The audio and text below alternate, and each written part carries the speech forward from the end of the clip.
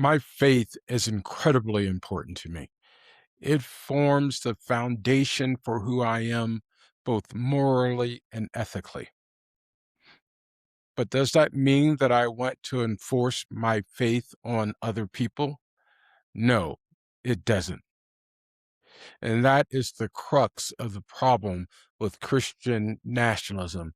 It seeks to impose its own worldview on all of us as the norm for how we should exercise our faith in a multicultural, pluralistic society. Hi, welcome to another episode of Faithful Witness with Terrance Carroll. I'm Terrance Carroll, a public theologian, ordained Baptist preacher, lawyer, and former Speaker of the Colorado House of Representatives. Faithful Witness is rooted in the prophetic tradition of the Black church, and each week we explore the moral questions shaping our democracy. This coming week, CNN will air a documentary on the rise and the practice of Christian nationalism in this country. I hope you take time to watch it. As you can tell by this clip, it should be an absolutely interesting and enlightening conversation and discussion about how Christian nationalism has infiltrated our national conversation and how Christian nationalism has infiltrated our government and how we practice government in the United States. Well, for the past several months, I've been working on a special project examining the growing influence of Christian nationalism in America. If you're not familiar, Christian nationalism is an ideology rooted in the belief that our country was founded as a Christian nation and that our laws and institutions should reflect Christian values. In the lead up to my hour-long documentary this weekend, we're going to bring you a preview of what you'll see, starting off with the assassination of Charlie Kirk last year. Experts say it was a pivotal moment for the movement and an occasion where the tragedy of his loss unified Christian nationalists and the Trump administration as they honored him. September 21st, 2025. America is a nation in grief, a nation in shock, and a nation in mourning. Charles James Kirk was heinously murdered.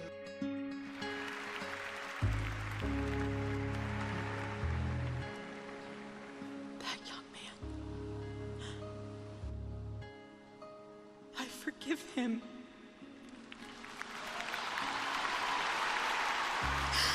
Charlie Kirk, a conservative activist and prominent Christian nationalist, was assassinated. It became a rallying call for those who believed in his message.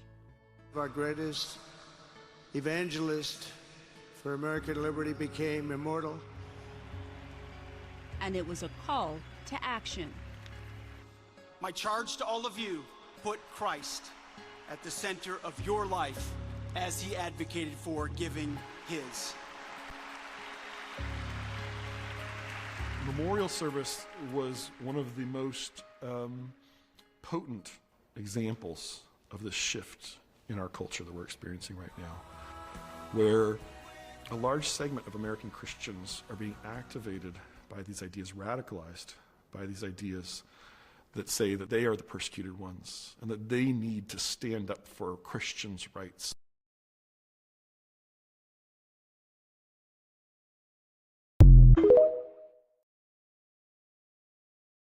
Hopefully, after you watch it, you'll understand just how dangerous Christian nationalism is to our democracy.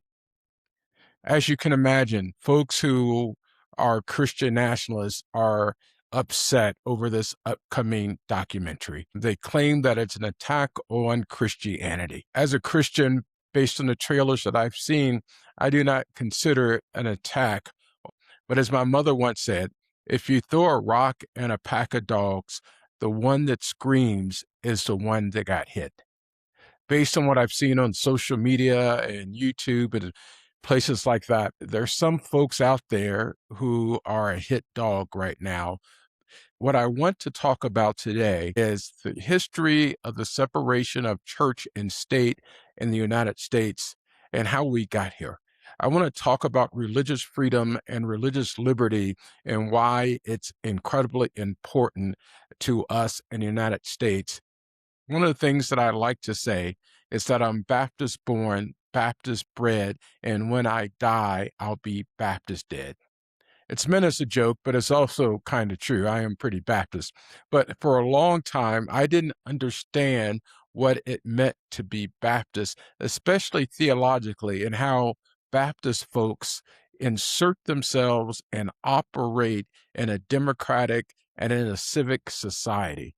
In fact, one of the most intriguing things about Baptists is that Baptists historically have been at the leading edge of advocating for religious freedom, advocating for religious liberty, and for this thing that we now call the separation of church and state. And it all goes back to the founding of the Baptists and the writings of the earliest Baptists in about the 16th century in England when the Baptists were first formed as kind of a rejection of the teachings of the Church of England that many of us now would call the Anglican Church as it shows itself in the United States. Thomas Helvey's and others were some of the earliest Baptists. And one of the things that they had a problem with the Church of England was that if you were born in a particular community, if you were born in England, if you were born in some shire or some village, some township, you were automatically considered to be a member of the Church of England. Thomas Helvey's and others came along and said, hey, that's not theologically sound. That's not really what's taught in the Bible. You can't be a member of a church simply because you were born in a particular neighborhood. And just so I can back up just a little bit, the teachings of the earliest Baptists are part and parcel of the Protestant Reformation. You know, Martin Luther, who wrote the 95 Thesis on the Wittenberg church door. And the important piece of that theologically, and for those of us who are Christian, is that it said that it rejected the teachings of the Catholic Church and that you couldn't be a Catholic just because you grew up in a certain place in a certain environment. You had to make your own affirmation of faith. Calvin and Luther and others tried to a certain degree abided by that, but they ended up creating a system and practices that replicated the Catholic notion that if you were Catholic because of the state or the city that you were born in, that state. The Baptists came along and said, you actually have to make an affirmation of faith and then be of a certain age where you can make that affirmation fully with your full assent and awareness of what you're doing. And also associated with that is that you had to be fully immersed in terms of baptism, as in how John the Baptist baptized Jesus. So that's what the earliest Baptists taught. But what came along with that was this notion of religious freedom and what we call soul conscience or freedom of the soul, which basically means that each person has to stand before God, and account for their own actions on that great getting up morning, as my mother and them used to like to say. When you start talking about what the earliest Baptists taught about religious freedom, it's probably best outlined in Thomas Helvey's 1612 book, A Short Declaration of the Mystery of Antiquity. And it said that religious liberty should apply liberally to all people, regardless of their faith, including Muslims, Jews, and Catholics. Separation of church and state, as Helvey's understood it, was that the king or the state has power over earthly causes and people's bodies and their goods, but has no jurisdiction over our souls or religious beliefs. If you were to listen to the statements of folks like Doug Wilson, who I've talked about on this channel before, their notion of Christianity as they practice it is very much about the state having control over not only your body, and your goods, but also having control over your conscience. I'd like to see the town be a Christian town. I'd like to see the state be a Christian state. I'd like to see the nation be a Christian nation. And I'd like to see the world be a Christian world. Christ Church senior pastor Doug Wilson's controversial views as a Christian nationalist are gaining sway in the nation's center of power with the recent opening of his new church and high-profile parishioners like Defense Secretary Pete Hegseth. Is planting a church in D.C. part of your mission to try to turn this into a Christian nation? Yes. So every society is theocratic. The only question is who's theo? In a secular democracy, it would be demos, the people. In a Christian republic, it'd be Christ. What would you say to someone watching this and say, look, I'm a Muslim. Who are you to say your worldview is better than mine, that your God is better than mine? Well, if I went to Saudi Arabia, I would fully expect to live under their God's rules. But you said earlier that you want this to be a Christian world. Yes. So you want to supplant their religion with your Christian. Yes, by peaceful means, by sharing the gospel. There's a lot of work yet to do. I believe that we are working our little corner of the vineyard. Wilson's Little Corner, a picturesque campus nestled on the outskirts of downtown Moscow, Idaho, is growing by the day with thousands of like-minded Christians. Parishioners of his church, known as Kirkers, own and operate several businesses downtown next to liberal college town stores. If it's true. Why did he yell boo? Because it's Because of me. because of you. Yeah. Well, there you go. That's a regular day for you.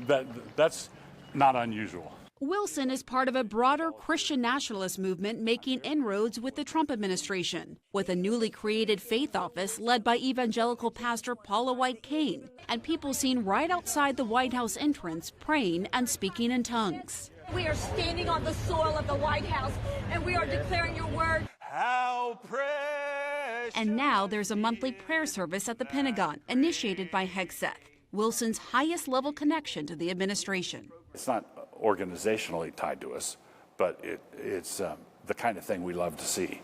For his part, Hegseth has publicly praised Wilson. Now we're standing on the shoulders of a generation later, the Doug Wilsons and the others. Wilson maintains all are welcome to his church, but he thinks homosexuality is a crime.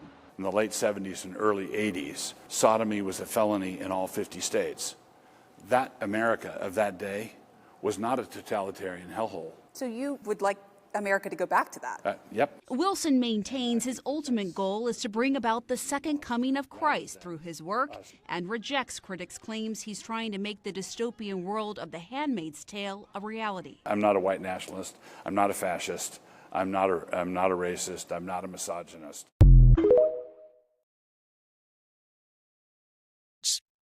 For Helvey's and others, they would absolutely reject what Doug Wilson and their ilk would promote.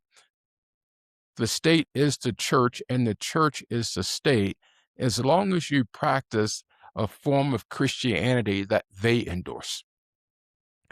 And one of the things about being Baptist and the Baptist faith, again, is that that's anathema to this notion of something that we call freedom of the soul or soul freedom, which is why the Baptists were eventually chased out of most of Europe, because the Baptists and the Anabaptists and the Puritans even all held this presupposition that each person had to stand before God on their own.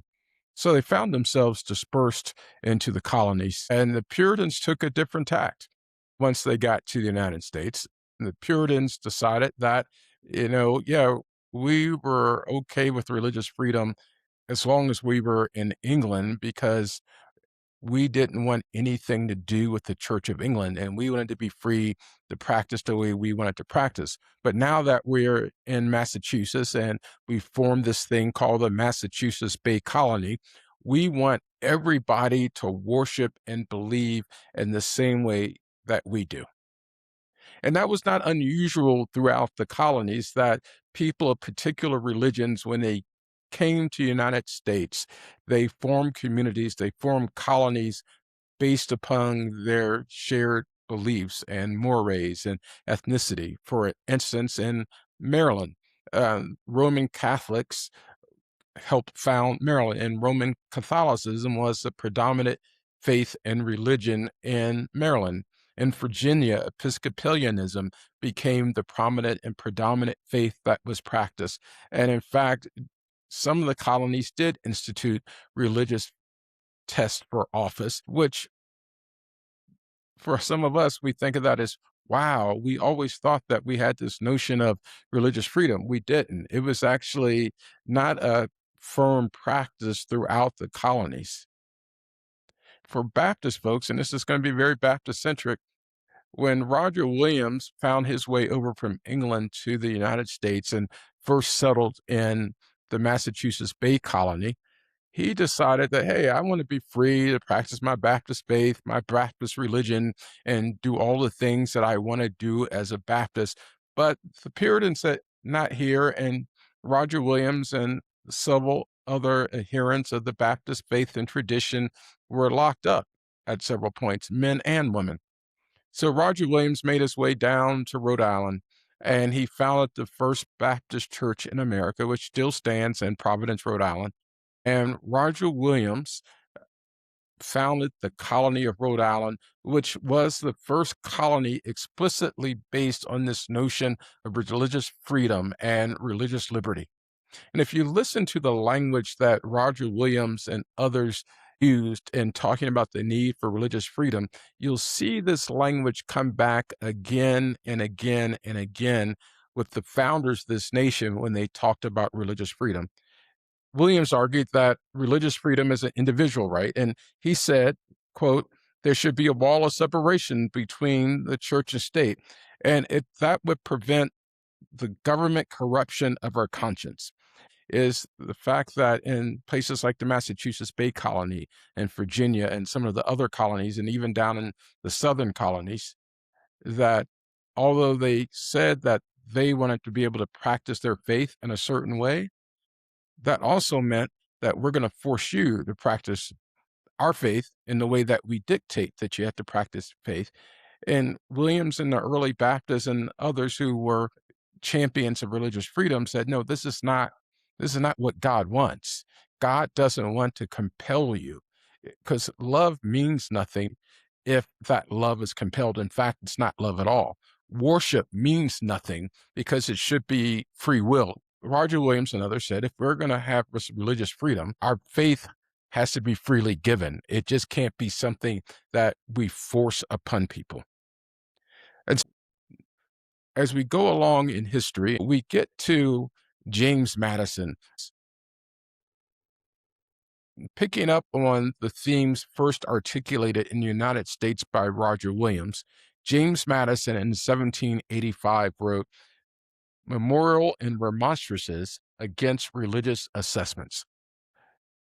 What was going on here was that there were some in the newly formed United States who wanted to allow for people to check a box to allow for a portion of their taxes to go to support their favorite religious causes, their churches. James Madison in Memorial and Remonstrances rejected this very thought and said, no, we can't be doing this, because then we're imposing the state's imprimatur. James Madison said that we can't do this because by doing this, we're saying that the state is endorsing particular religious practices, particular religious beliefs, that would violate this notion that we should have this liberty of the soul and that the only arbiter of our soul should be God.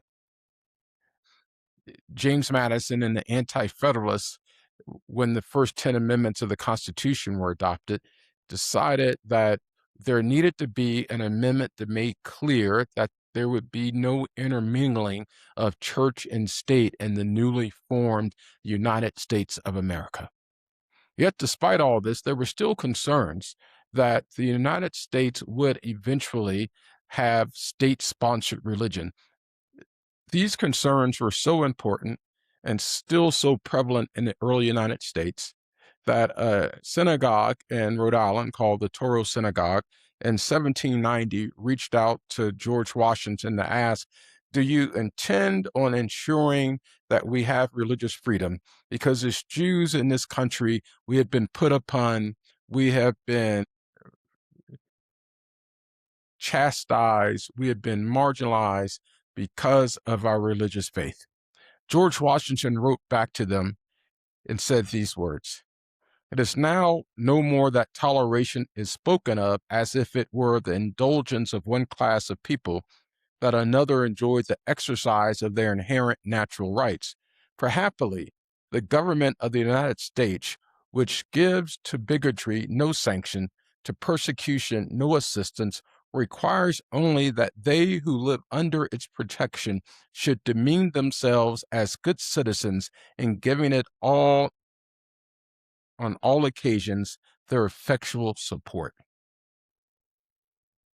Thomas Jefferson, in the same theme, wrote in a letter to the Danbury Baptist Association in Connecticut, he wrote these words in 1802: "Believing with you that religion is a matter between man and his God, that he owes account to none other for his faith or his worship, that legitimate powers of government reach actions only, not opinions."